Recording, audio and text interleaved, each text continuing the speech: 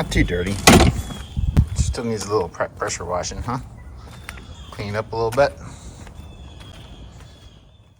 All right, so I've been cleaning this thing up a little bit here, a little bit there. Just put some degreaser on.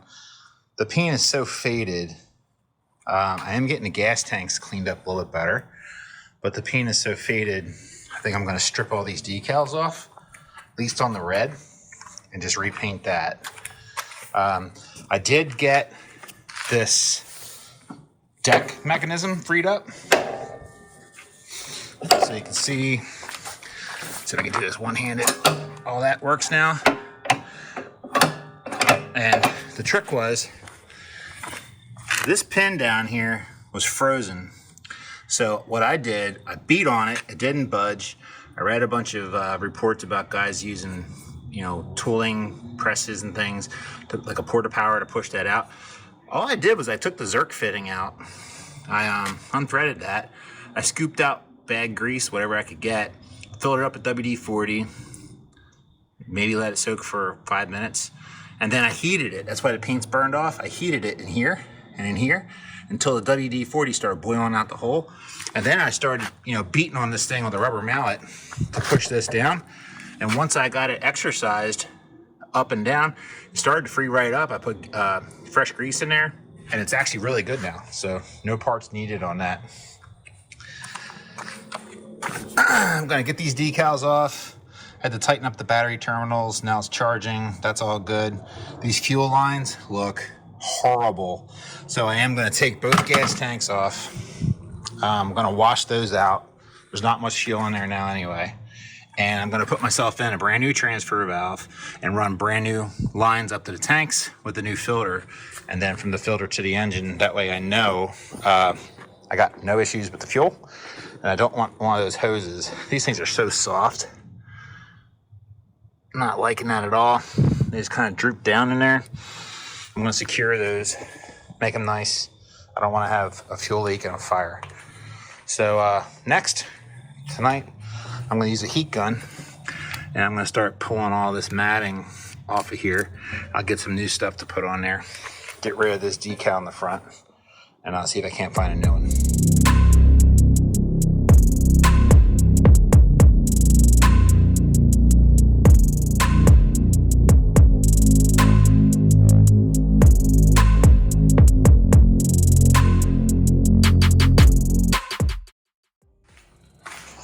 All right, I did one coat of paint on this and I sanded that down. I just used 220. So now I'm going to apply about 2 more coats.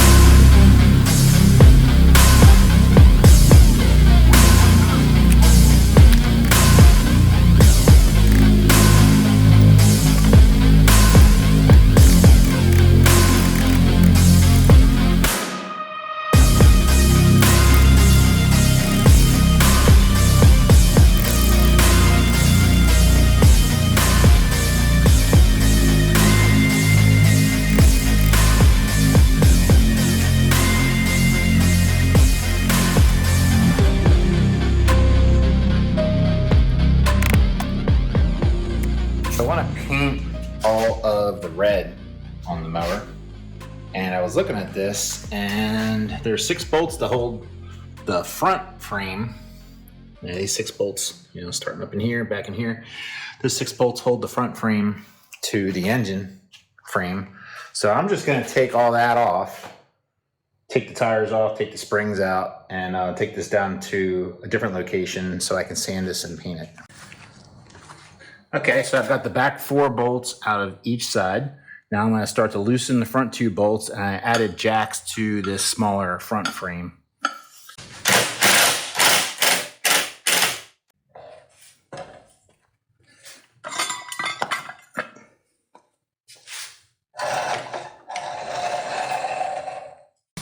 And there we go.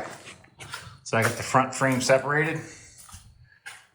I got the back of the mower supported. It's pretty good. So one thing to note, if you do try to do this, I didn't think all the weight would be on the front since the engine's in the back, but my blocks back here are not touching. So all the weight of the mower is certainly on my front jack stand. So I've been doing some grinding, getting the rust down to bare metal, doing some touch-up primer. I still have a lot of spots to do.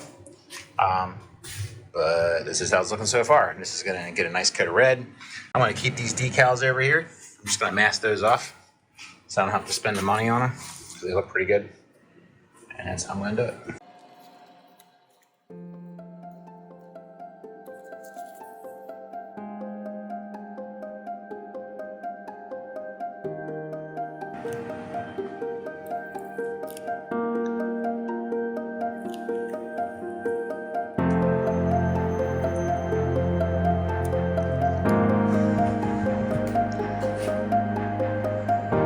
This isn't turning out too bad. Starts right up.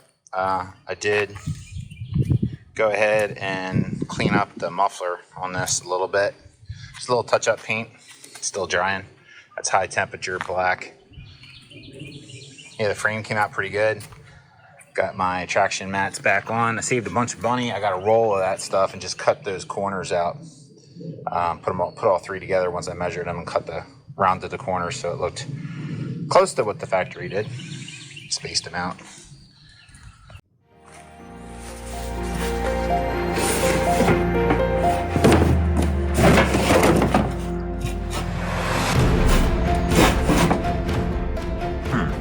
We'll see.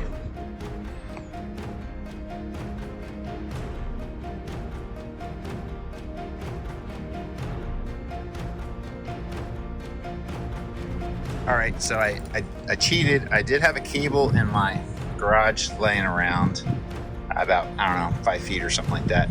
So what I did was I connected the cable to these hinge points, and on this plow, I wrapped the cable up through the front. And that means I won't be able to rotate this, but this is a test. I might put a longer cable on, pin it to this bolt, but I doubled up some washers to take a little slack off the cable and connect it to the other side to that hinge point. Put washers on the back and got rid of this stupid bar that you put your feet on. Instead, I can use the original mechanism from the tractor to raise and lower the plow. I'll show you. When I come up, I just use the foot pedal.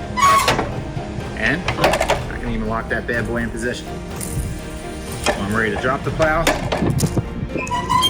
push it down. And these springs are doing most of the work for me, so this is pretty easy.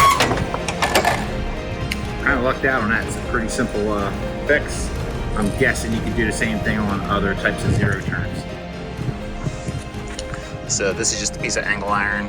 Secured this up into the front of the plow, and that's what I'm going to mount my front LED light bar to.